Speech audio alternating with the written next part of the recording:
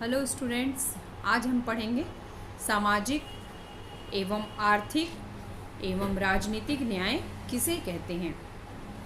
Very important question है students, ध्यान देके पढ़ाई करेंगे आप लोग। सामाजिक, आर्थिक एवं राजनीतिक न्याय। समाज में सभी लोगों को समानता प्राप्त है, धर्म या जाति के आधार पर भेदभाव न हो, सभी की मान मर्यादा सुरक्षित हो तथा पिछड़े व दुर्बल वर्गों की राज्य की ओर से विशेष आरक्षण या सुविधाएं दी जाए ताकि वे अपनी प्रगति कर सकें। इसे राज्य की सकारात्मक क्रिया भी कहते हैं। आर्थिक न्याय का अर्थ है व्यक्ति को इतनी आर्थिक सुविधाएं अवश्य प्राप्त हो ताकि वह अपनी दैनिक आवश्यकताओं को आसानी से पूरा कर सके।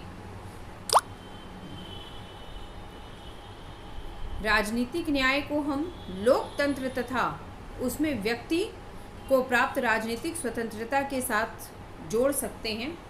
लोकतांत्रिक मूल्य अर्थात अपनी सरकार स्वयं चुनने की आज़ादी, राजनीतिक प्रक्रिया में भाग लेने तथा स्वयं कोई भी राजनीतिक पद प्राप्त करने की आज़ादी, विचार और अभिव्यक्ति की स्वतंत्रता तथा कोई संगठन बनाने तथा संचालित करने की स्वतंत्रता आदि की समग्रता में ही प्राप्ति ही राजनीतिक न्याय है। राजनीति न्याय तर्क संगत राजनीतिक स्वतंत्रता का ही समर्थक है। समाज हित में व्यक्ति की राजनीतिक स्वतंत्रता पर प्रतिबंध को यह आवश्यक मानता है।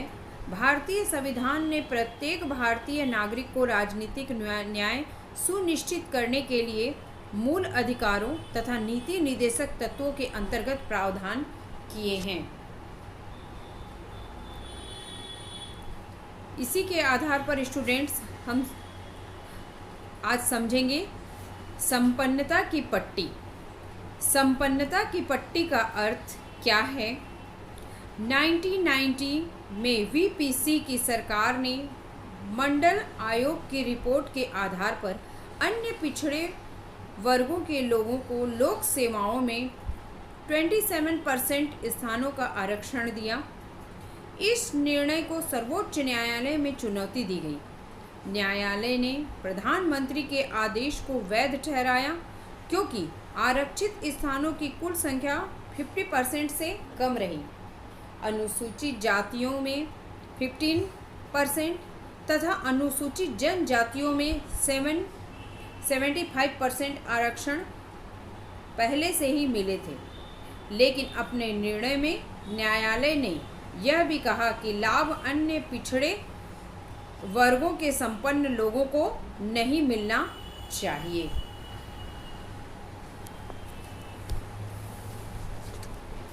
सामाजिक आंदोलन के दो प्रकार हैं, दल आधारित आंदोलन और गैर दलीय आंदोलन।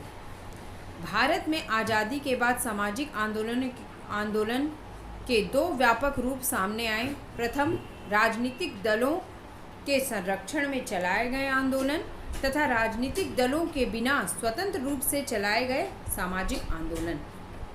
इन दोनों प्रकार के आंदोलन का अलग अलग विवरण आवश्यक है। राजनीतिक दलों की देखरेख में जो सामाजिक आंदोलन चलाए जाते हैं वे सामाजिक परिवर्तन के साथ साथ राजनीतिक दल की विचारधारा को भी आगे बढ़ाने का प्रयास करते हैं। ऐसे आंदोलन का नेतृत्व भी राजनीतिक दलों द्वारा प्रदान किया जाता है। दूसरी तरफ राजनीतिक दलों से अलग स्वतंत्र रूप में चलाए जाने वाले आंदोलन अधिक व्यापक होते हैं। वे किसी राजनीतिक विचारधारा के विरोधी व समर्थक नहीं होते, जिसमें स्वतंत्र रूप से किसी सामाजिक लक्ष्य की प्राप्ति हेतु स्वैच्छिक आधार पर आंदोलन चलाए जाते हैं। दल आधारित आंदोलन। दल आधारित आंदोलन राजनीतिक दलों की देखरेख में चलाए जाते हैं। आमतौर पर ये राजनीतिक आंदोलन होते हैं, लेकिन ये सामाजिक आंदोलन का रूप भी ले लेते हैं क्योंकि इनके द्वारा सामाजिक परिवर्तन का प्रयास भी किया जाता है। उदाहरण,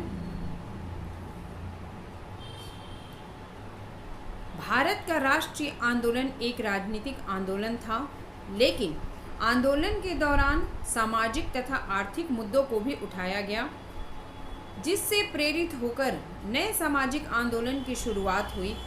इनमें प्रमुख उदाहरण हैं जाति विरोधी आंदोलन, किसानों के आंदोलन, कमजोर वर्गों के कल्याण हेतु चलाए गए आंदोलन आदि। इनमें से कई आंदोलन आज़ादी के बाद भी चलते रहे हैं। इन आंदोलन में भारतीय समाज की मौलिक समस्याओं को उठाया गया।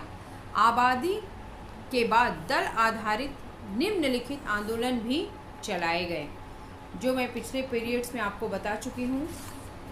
अब पढ़ेंगे गैर दलीय आंदोलन।